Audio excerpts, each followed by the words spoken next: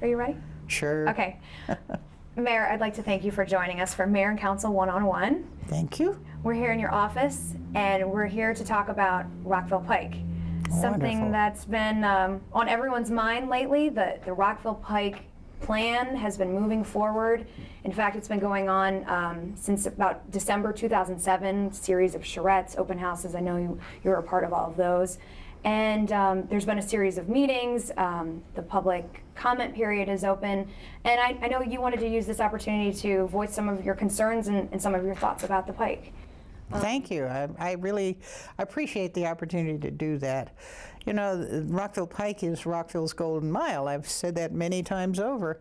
It's so funny, when we were redoing downtown, when it used to be the center of Rockville was here where we are, it was thought that we didn't live near any of the center. Whenever you said you lived in Rockville, everybody thought you lived on the Pike, because that's where the business was, that's where the activity was. So the thought of a central location in a downtown near the courts was really not in everybody's kin. But obviously the Pike is so critical to the city. What is it, 2.1 miles long, and the city is only 13 square miles. And yet that 2-mile piece, maybe a quarter of a mile wide in its widest spots, is so important to this city. It's important because the neighborhoods border it on all sides. I wish when we were working on this Pike Plan that we had gone all the way to the northern border of the city as well and didn't stop at the mixing bowl. Right, because it's from Richard Montgomery Drive to Boo Avenue. It's that 2.2-mile stretch that the plan is looking at. That's right, from what we call the mixing bowl in front of St. Mary's, all the way down to Montrose Road. And we have to be very, very careful that we don't lose our way in trying to allow for the kinds of things that the business community and perhaps the development community see as the way to prosper.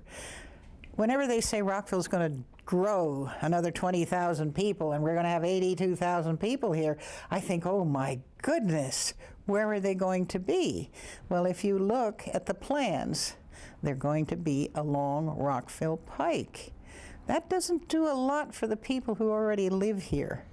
So it's like you're trying to plan a new community that takes up a slice right down the middle of your town. Rorschach, which we had hoped would help us in the rezoning so that maybe this slice would not be so overpowering to the rest of the city, did a fairly decent job, I think. However, I think there's some real flaws in this Pike Plan. Yes, I went to a lot of those charrettes. I saw things that I heard people talking about that were pretty uniform. Whenever you take a segment of any area and you say, how would you like to make it better? Well, of course, you go to the usual stuff, like it to be walkable. We'd like to be able to use bicycles. We like to be able to be comfortable and not have a lot of traffic. It's not a realistic approach to a 2.1 mile slice. Maybe in pieces it would be just fine. But there's some real flaws, and some of the flaws that bug me a bit is that we haven't taken into consideration the connection to White Flint. Now, White Flint is going ahead with its plans, and it's got its transitway down the center of its boulevard. That's not so with the Rockville Pike Plan.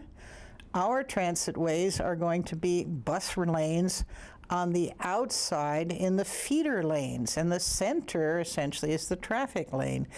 Well, I don't think that's a smart move. I'll tell you, if you're going to have to cross Rockville Pike, I sure think it would be better to cross it halfway than all the way. So the notion of combining the central passage that is called for in White Flint is much more sensible. Much more sensible. I mean, that's one that really, I have to say, has to be rethought. Another is that the design in this calls for a diminishing role for our Planning Commission by this form-based zoning that's proposed, by a town architect that's proposed, which I never heard in any of the charrettes, but somehow it's in the plan. I think take the power away from the people. They take the decision-making for that pike will no longer be in the hands of the citizens, where the government is still of, by, and for the people.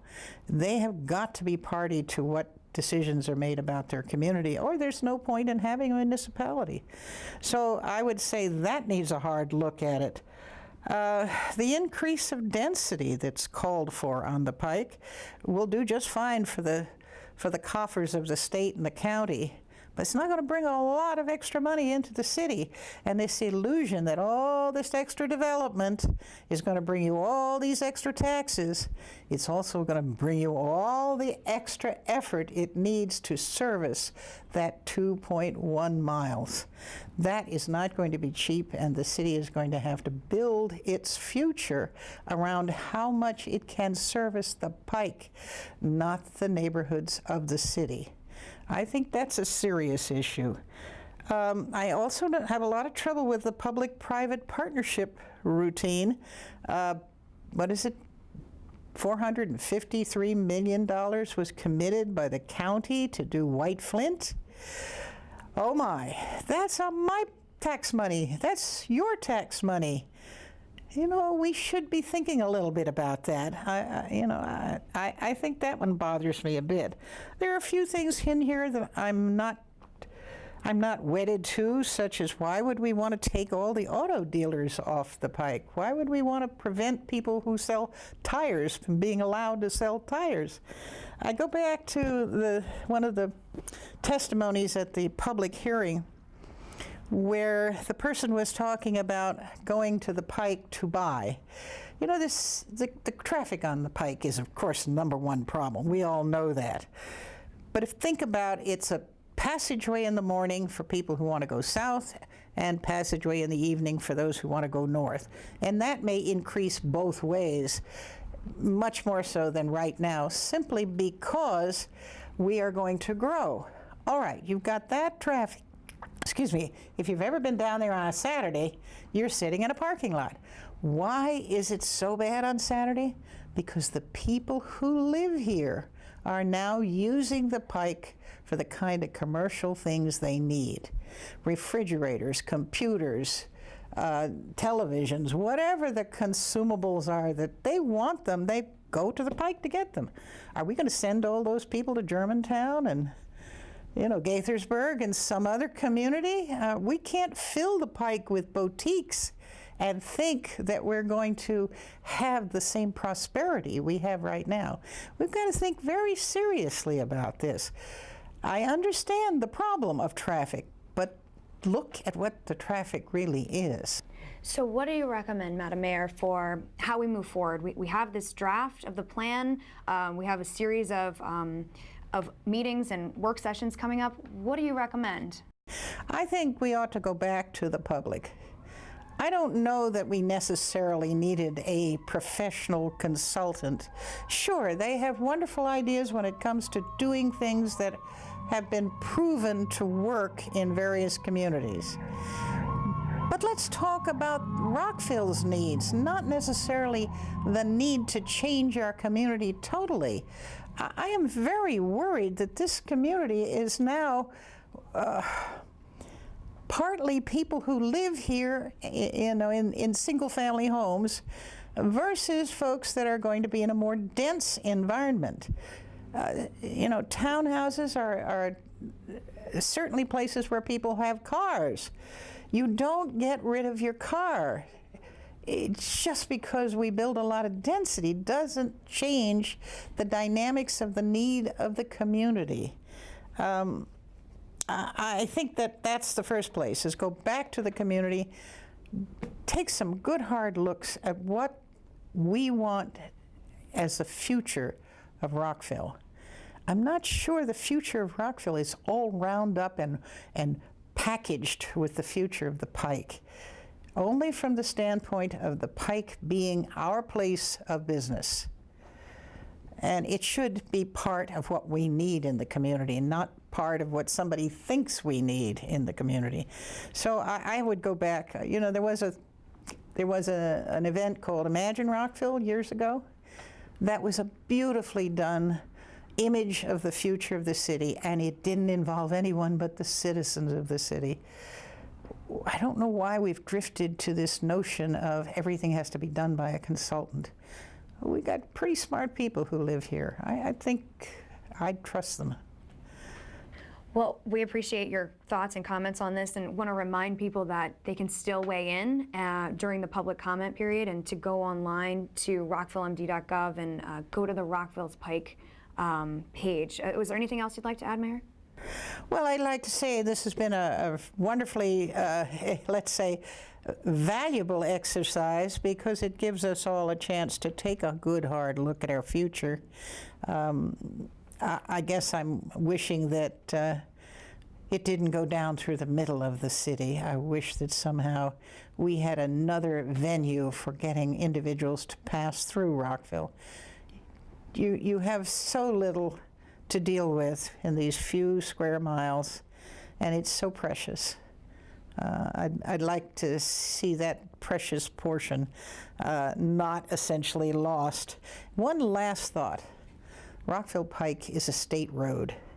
We don't have a great deal of authority over it as a city. Wouldn't you say, though, that our partnerships with the county and state, we work together with those other entities, even though it is a state road, you know, 355, but we own all of the land around those 400 acres around that 2.2 mile stretch. And so, although we don't own the physical 355, we do work with the county and state on different partnerships for things that are best for the residents. Yes, but that's a state road, and that would be the same whether it was out in the middle of Montgomery County or anywhere else. Whoever is the owner is going to have to be worked with. Of course we depend upon the state. There are so many avenues which go through Rockville that are not our streets, but we have their, you know, we have their work responsibility for them. I don't think that's the issue, really. I think that the fact that we don't have any way of enforcing something we think is important, because it's not our say-so. The decision-making is in somebody else's hands.